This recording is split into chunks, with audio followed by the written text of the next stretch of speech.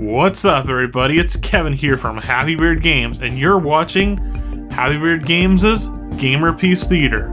Our focus today is a video game based on a movie that many of you may be familiar with. It's one of the most popular movies of all time, and one of my personal favorites, and that movie is Star Wars Episode 4: A New Hope, the original Star Wars film, released in 1977.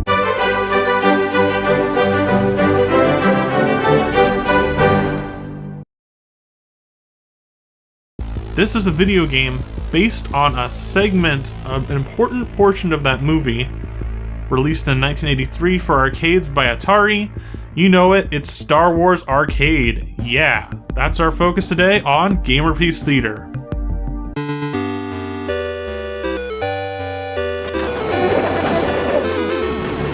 Press 5, I'm going in.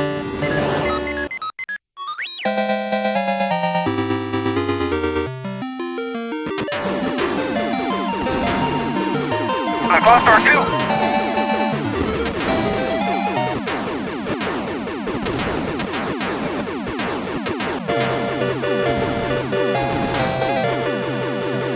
Yahoo! You're all clear, kid!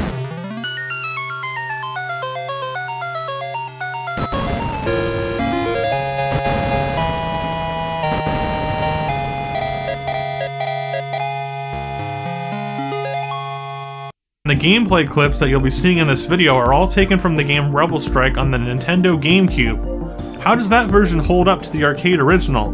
Well, it's pretty much the exact same, except for the vector graphics are not true vector graphics, they're a digitized version of the vector graphics for the home console TV of the GameCube, and the controller is of course much different than the arcade one. The arcade one is based upon the Battlezone arcade joystick, and it's unique.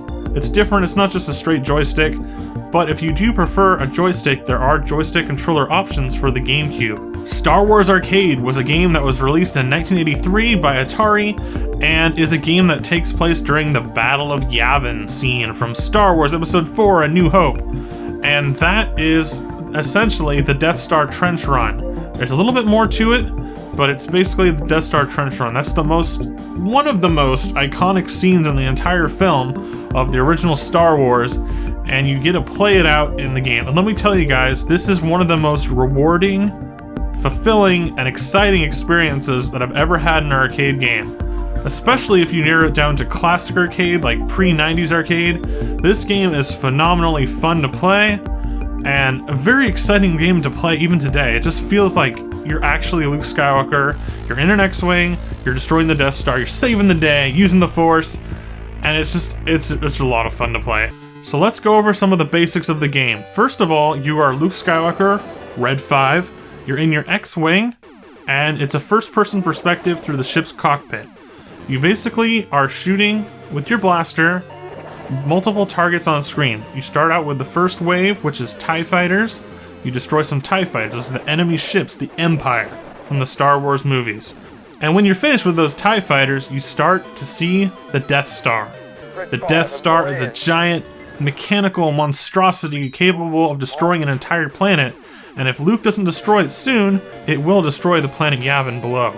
So there's a lot on the line, there's a lot at stake, and Luke is going down the trench run on the Death Star to shoot the only weak spot on the Death Star at the very end of their line, the exhaust port, with his missile. So what you're doing in the gameplay is once again first-person perspective from your ship. You're shooting enemies and towers in this trench. You don't want to move too far to the left or the right on the screen because you would bump into it, or the bottom as well. And on the top, there's going to be some platforms. Dodging the platforms is one of the harder parts of the game, because at the same time you're shooting out the towers, you're also dodging.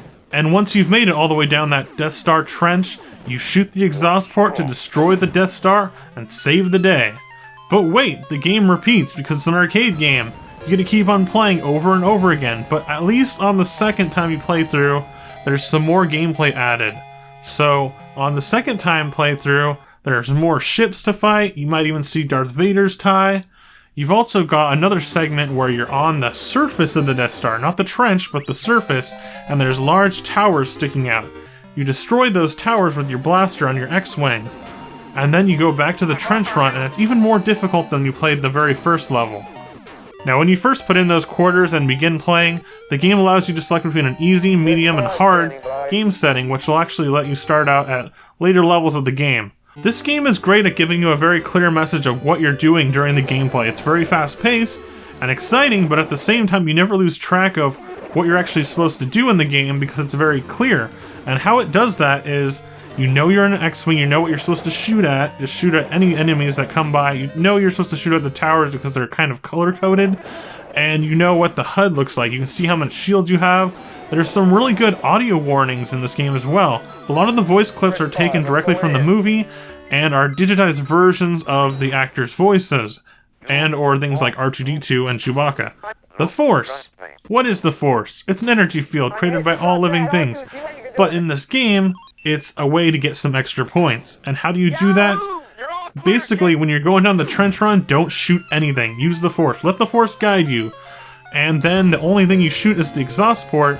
You will get a Use the Force bonus. You get a lot of extra points. Now, that Use the Force bonus may not always work, depending on how hard the gameplay is at that point. But I've done it before, and is it worth it? Yes or no. It depends on how much points you're going for, or how long you think you can last during the gameplay. A couple other little Easter eggs are, you can see May the Force be with you spelled out in the side of the Death Star as you fly by into the Death Star. You can also see some of the names of some of the creators of the game as well. And while looking back at the past of classic arcade video games, it's easy to see their importance throughout history of video games. And one of those series that was directly inspired by the Star Wars arcade was the Rogue Squadron series. Yes, the Rogue Squadron games. These games are ship combat simulators that are directly inspired by the ship combat of Star Wars Arcade. Not only are these based on Star Wars and the expanded universe of Star Wars, but there are levels in some of these games, specifically Rogue Squadron 2's opening level, that feels and looks like an updated version of Star Wars Arcade. It's very cool, and it's very exciting to play this one as well. Now, if you go to an arcade, you might see two different variations of the game Star Wars Arcade. There is a stand-up, standard-style arcade cabinet version of Star Wars Arcade with a joystick that looks like the joystick in Battlezone, and it's actually a very good controller for this game. It can't really be replicated at home too well or too easily.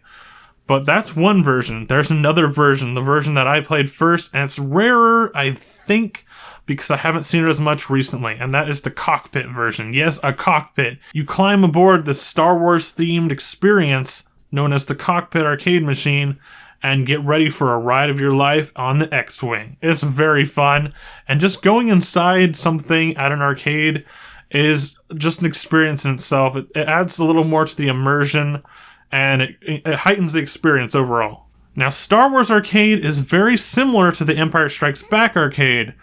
The Empire Strikes Back arcade game is actually a conversion of the Star Wars arcade game. So while the gameplay is similar, the games are different, but one cabinet can be converted to play the next game. So as one game gets a little outdated, they could switch up to the different arcade game of Empire Strikes Back. Alright everybody, that was it for Star Wars Arcade today on Happybeard Games' GAMERpiece Theatre. Stay tuned for future episodes of GAMERpiece Theatre where we focus on Star Wars The Empire Strikes Back and Star Wars Return of the Jedi arcade games. If you like this video, please be sure to leave a like, leave a comment, let me know what you think, and share it with your friends. Subscribe to Happybeard Games for more classic gaming goodness and more GAMERpiece Theatre. Alright guys, thank you for your continued support, and sorry about the wait. I had some other things I had to get taken care of first, so thank you. Alright guys, bye.